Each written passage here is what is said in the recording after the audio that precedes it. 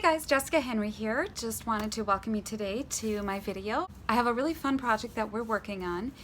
Today I'm going to do a little bit of a sampling of painting from a video that I will be offering for sale on my website. Okay, so the videos are called From Tuscany to Tipperary, and there are 8 of them, and each one has its own workbook. And so I'm talking you through different aspects of plein air painting. It's very exciting, and I hope you enjoy it. Just go to renaissancecreativearts.com. I have my palette today. I have basically just my normal colors: titanium white. I have some cad yellow, medium, yellow ochre. I'm not going to use the reds. I had those up for a different painting. Ultramarine Green and a little bit of Alizarin Crimson. Alright, so to begin this video, I just wanted to talk real quick a little bit about where I'm going with it and where I came from.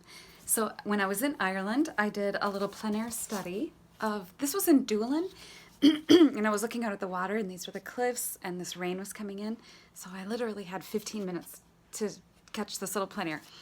But I loved the scene, and I knew I wanted to paint the cliffs of Moher when I was there. But when I was up at the cliffs, it was raining really bad. So I decided I'm just going to get a picture from there. And then the next day, I was able to paint this. So I thought I'm going to merge the two. So I have this here today as reference in my studio. And I'm going to work a little bit on this great big painting. It's 4 foot by 2 foot. And like I mentioned in the video of the Tuscany to Tipperary, this is going to be in there in completion. So you'll get to see more of that and a lot more else. So I have my palette ready to go. Nice and big so I can see what I'm doing. Okay. So I liked these, but I felt that they were just a little bit too dark in value. So I'm looking at my reference picture and I want to try to lighten them up a little bit. Also, I want to make sure not to get too much detail because they are so far away. The photographs will distort the color and the values. So I already have those notes made on my plein air study, so I'm going to jump in. So I have, I'm just using, this is a flat bristle, size 6. And so what I wanted to do is kind of focus on some of this. And you might see me looking over this way a little bit. I have my computer over here, and on the computer I have the image of the cliffs blown up. I have some white. I'm going to grab some ultramarine blue and paint those. I'm going to work on the water first, far away back in there. So just a little bit of that ultramarine blue, grabbing a touch of Pthalo Green, and painting those colors. I have some linseed oil just down here in my little container, like this. And I also am using Gamsol, but just to clean the brushes. So I'm looking at that water, and I see I have a little bit too greeny blue, so I'm going to add some more ultramarine blue. Let's get a little bit of Sienna in there, umber Sienna. Oh, now that's too dark. I think that's showing up a little better there. Get some more white. I like to paint with lots of paint. It's just, first of all, it feels very satisfying and wonderful. I love this tactile. And I think it has a very nice effect on the canvas. Getting a little bit of linseed oil. I like my paint to be a little bit more thinner, just so that I can kind of manage it a little bit better. Let's get a little bit more of that. That's better. These foggy days, the blues are often much grayer than we realize. And so I really want to capture that feeling of atmosphere way back here. And you can do that by, I just squint way down at the pictures on my reference. And I'm also using my plein air study as reference too, to get that look of foggy light haze. That value just a little lighter. So at this point in the painting now, because I pretty much have everything where I want it, I'm working on just tightening up details in different passages. And back in here, I'm just going to unite the ocean and the sky. Just kind of let those two blend together. And I'm taking this here, and I wanted to sort of dissolve and lose the edge of this piece of island back here in the water. I still want to see it, just vaguely, but more just to suggest it than anything. So, just like that.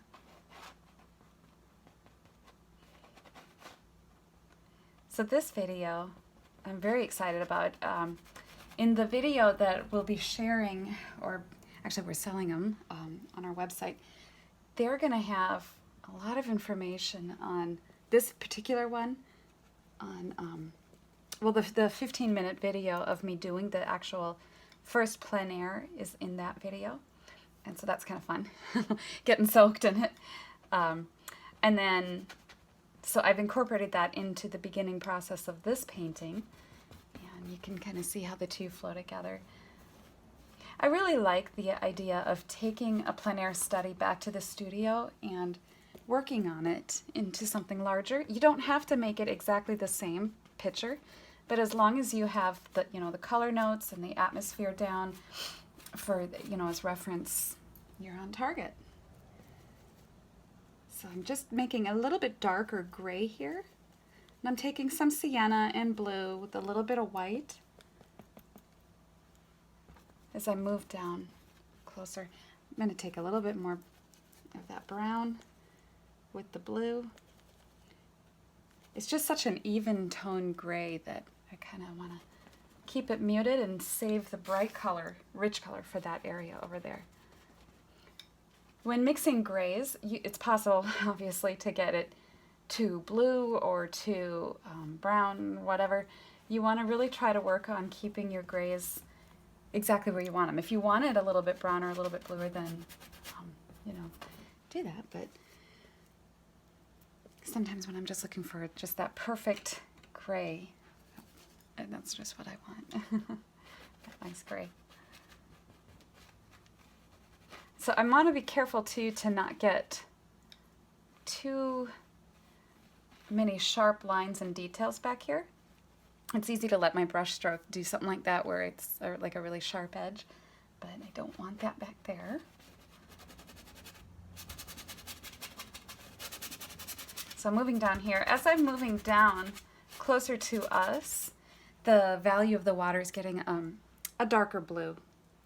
So I'm just going to add a little bit more. I'm still keeping it gray, so I'm still grabbing that brown in there, but there's just a touch more blue.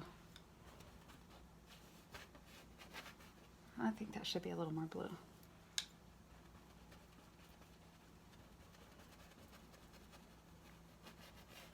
Yeah, it's looking, having fun.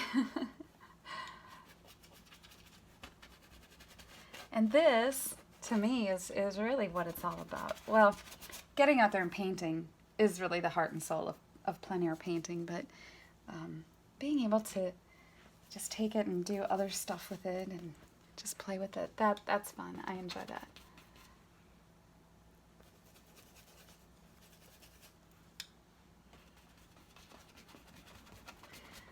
I am doing a little bit more vertical brush stroke as I'm moving down the canvas here.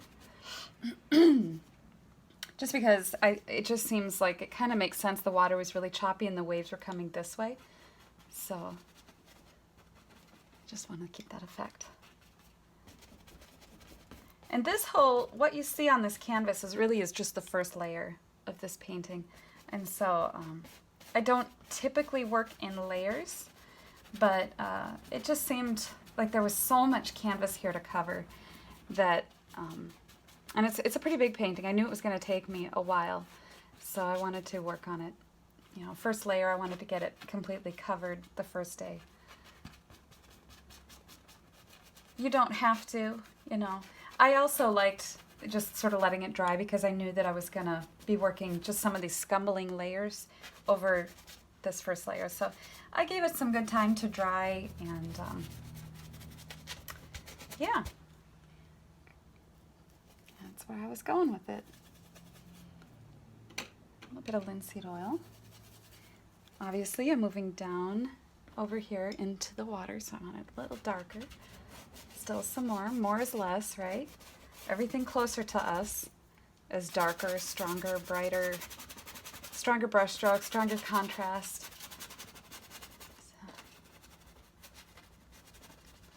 love these waves. I don't want to lose the integrity of the feeling of these specific ripples as the water is working around there.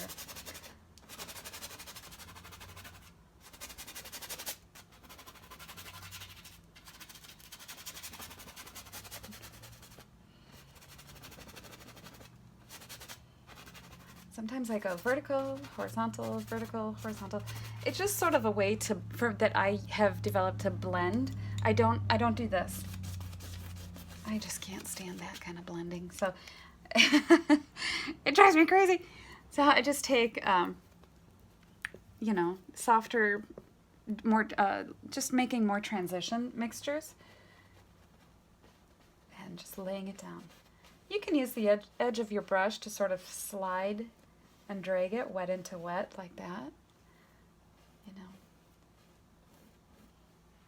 But I like to make every brush stroke tell a story. Start, stop, start, stop, just like that. Just like that. Make them decisive. Just like that. I'm seeing these pieces. It's sort of like a reflection of the sky over here in the, as the cliffs make a darker shadow in the water, reflected down here. I'm going to grab a little bit of ochre, is the sky. And so there's some bright white clouds in the sky, so I want to get some of that. And it's so subtle. But they're little things that if you don't pick up on and you miss out on them, they kind of, you feel like maybe there's something a little bit missing. Or this is what I do. I flatten it like this, and then I push the brush back up in. Scoop. I feel like Bob Ross. See that little roll of paint? See that on there? Okay. There. Now that is looking nice. I love that bright, thick, right on there. Let's bring some of that down here. So that's a little too bright for some of the water as it comes closer. So I'm just going to take a little bit more of that blue mixture here, like this, into what I had on my brush. You notice I didn't clean it. And I'm letting that do its thing. Scoop us up a roll of paint. And just lay it on. Big decisions here. So let's get rid of some of that.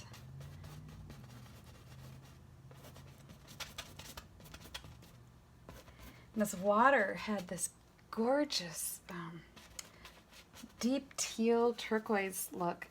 And when I saw it, I said, oh my goodness, that is Pthalo Green and Ultramarine Blue. Whenever I'm out and about or whatever, I'll see colors or whatever, trees, leaves, and I'll ask myself, how would I mix that? What colors would I use to get that effect? So I saw this water, you know, it's just so beautiful from way up on the cliffs. They're 700 feet above the Atlantic Ocean. 700 feet. Oh, so anyway, so I saw that color and I just knew, oh, those are the colors to mix it. So gonna have to paint that picture. I've often wondered how many people have painted this very scene. Let's grab some more ultramarine blue. This might be a fun one to do step by step. Some of you have mentioned doing a step-by-step painting, and this one is so beautiful. Of course, you see more of the step-by-step process on the video. You'd have to go to our website, Renaissance Creative Arts, to look at how you can get the video plus 7 more on plein air painting. It's going to be great. There's so much information that I've been putting into these videos and workbooks. Daniel Hill-Riedel is my partner in this business. He's just done a fantastic job assembling everything, and so I'm going to put a link down below, so you'll have a link to the website. You can check it all out for yourself. I think you'll enjoy what you see there. If you like some of this video that I'm doing here on YouTube, I'm going to take parts of this today and put it in there. Okay, so I'm liking how that has that transitional, nothing is really jarring. It feels like like the sky is just subtly reflected. A lot of times I'm getting back from the canvas and just looking at things from a distance too. It's very, very important. Take it all in, especially when you're working this large. Take it in from a distance, all as a whole. Now I noticed when I did this initial study, I had a lot of that aqua color back up in here, and I shouldn't have that up in there. I should reserve the impact for down here. So I'm going back through with a little bit more of that gray tone to get that water in there. That appearance of the cliffs reflecting in the water.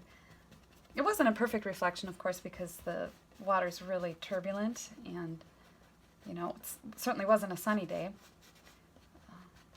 So just to suggest it.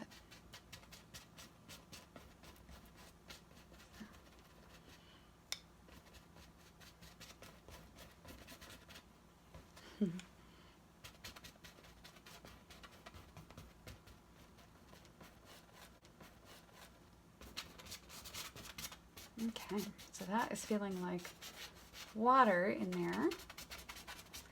All right, now I'm going to do a little bit of the cliffs, and you'll get to see some of that. That would be kind of fun to share that. So I have my paper towels here. I'm going to clean my brush off. I've got my Gamsol way over here in a little bucket, and I swish it around inside here. I wipe it off on my paper towels. I don't see this, but I have paper towels sitting down here. All right, and the brush is ready to go. So let's see.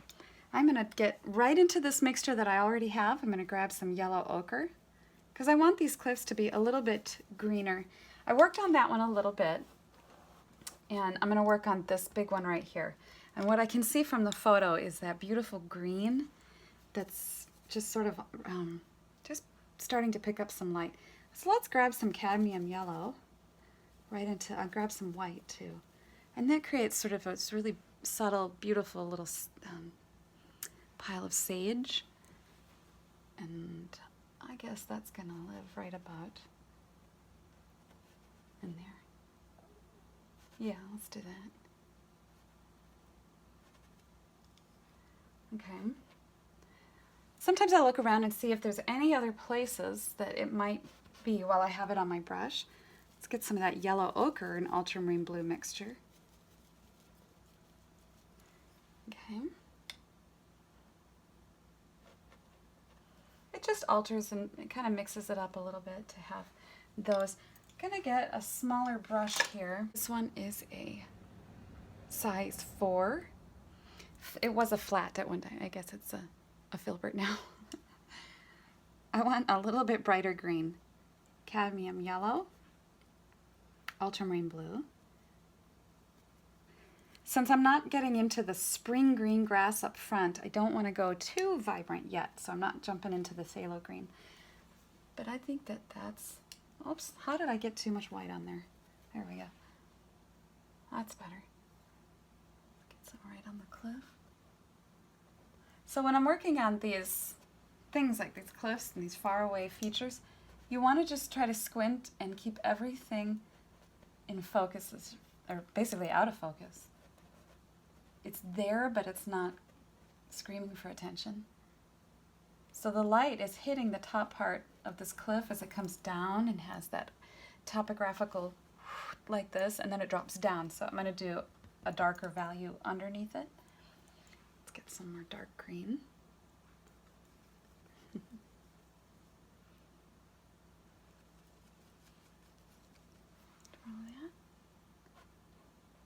Okay, I like that. That's coming out a little bit better. I think I had it too light of a sage tone. All right, anywhere else?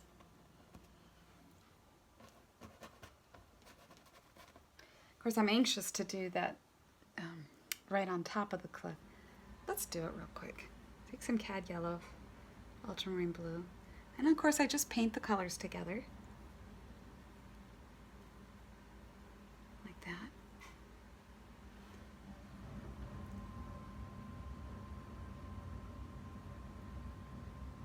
Just grab that nice velvety right on top. Maybe a little bit of white as it goes down this one.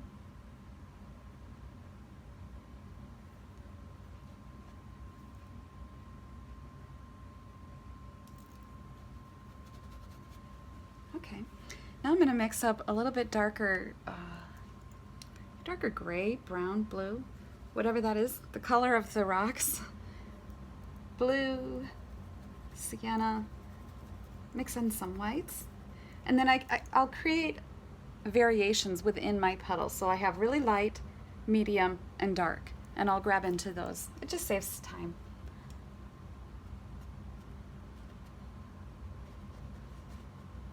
Again, since this one is still quite a bit farther away, I don't want to create my values too strong and too dark, and my brush strokes too articulate.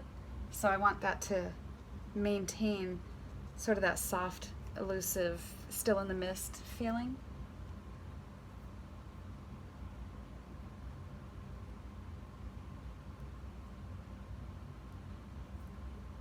That mix with some of the greens in there.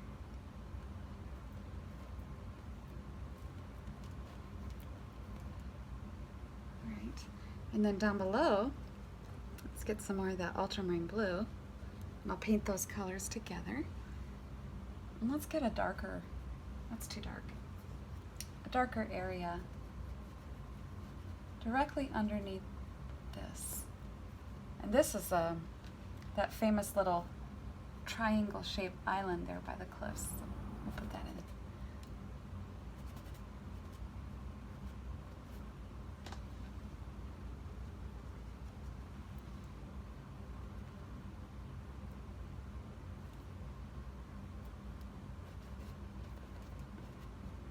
Okay. Grab a little more linseed oil. Sometimes if my brush gets too loaded, I'll twirl it, and because I don't want to clean it out because there's still a lot of good paint in there.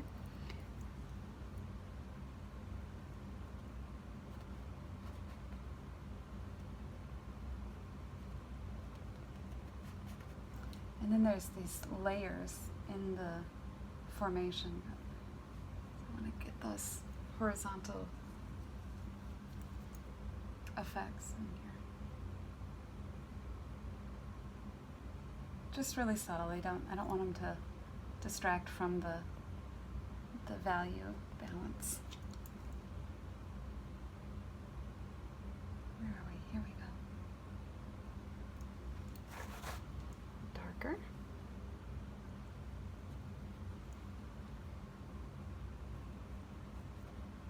Let's get some more blue.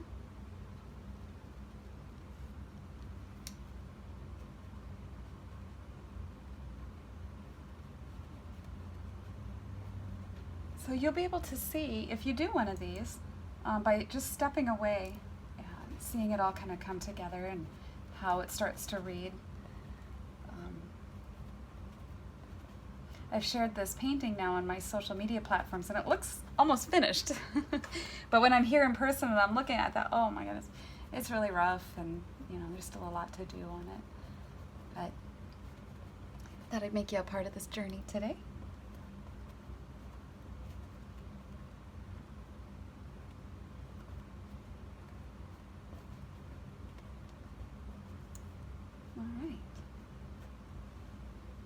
So, okay, I'm going to clean my brush off, set it down for a minute, get a smaller brush, very small, this is size 2, and I just want to start putting in some of that water down by the bottom. Just white. Let's mix it in with a little bit of green and blue. You can see I pretty much will continue working in the same puddle area that that I start with.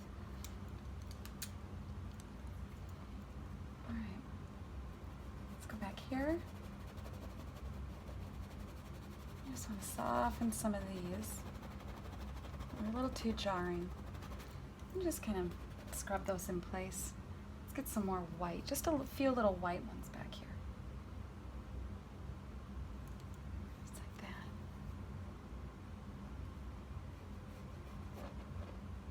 Just a little. then this one just sort of trickles itself out into the water. Like that. And this one goes the same. Okay. Then this one has this little wave. Like that.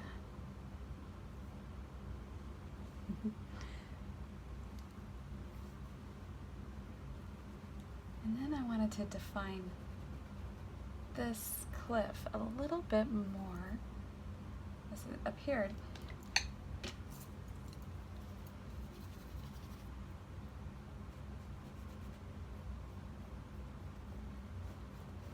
I want this value here a teeny bit darker so that when I put the white over it, it's more noticeable.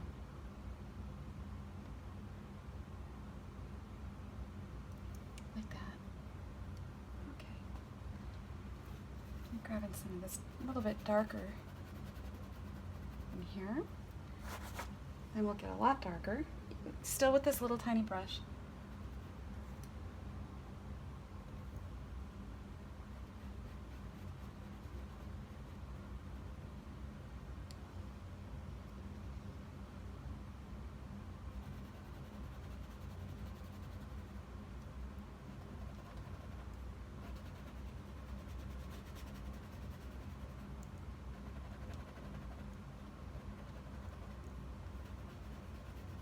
Like that. Let's get some nice, I do want just a touch of the Pthalo Green. Just a little, and the Ultramarine Blue. It'll just be a very subtle in the shadows back here because it's very pretty and, you know, why not?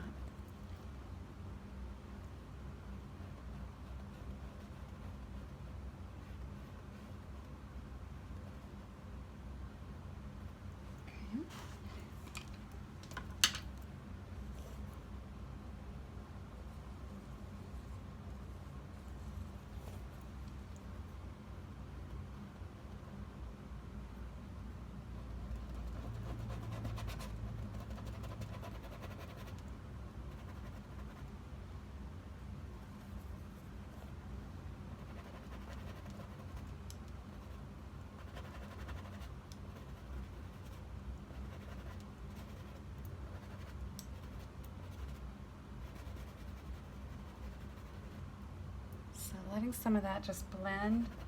I want a dark base because I'm going to be putting the lighter ripples on top of that.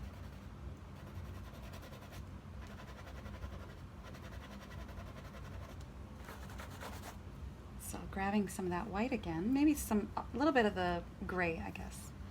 And then I'll come back through at the end with the brighter whites.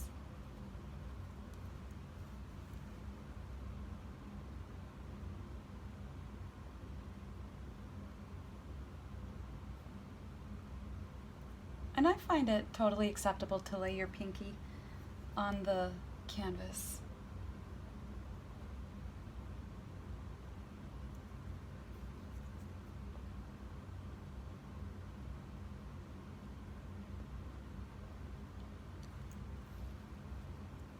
So this passage that I'm working on is just helping to identify some of the, where the water is coming right up to the cliffs and hitting it right along the shore.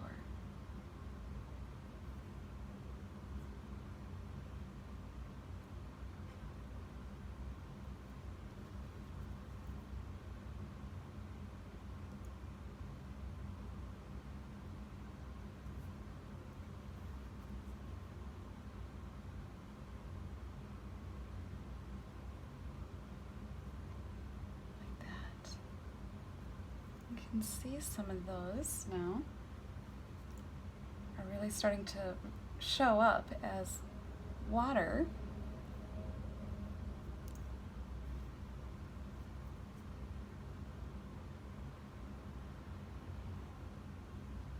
Okay.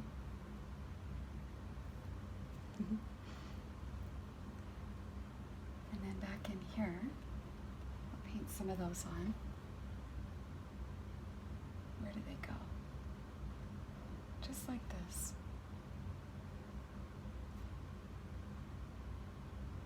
Like that.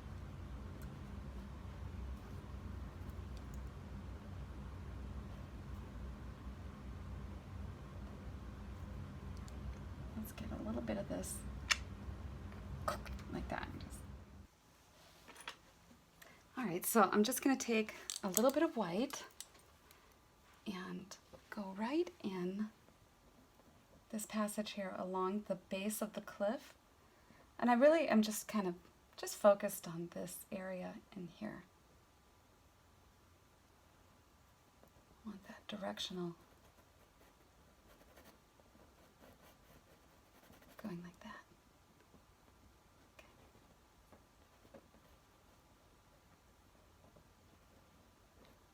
All right, and that's about as far as I'm going to take this demo today. I want to thank you guys so much for joining me. I hope that this has been interesting, and all right, don't forget to like and subscribe if you liked what you saw. Thanks, guys. Bye-bye.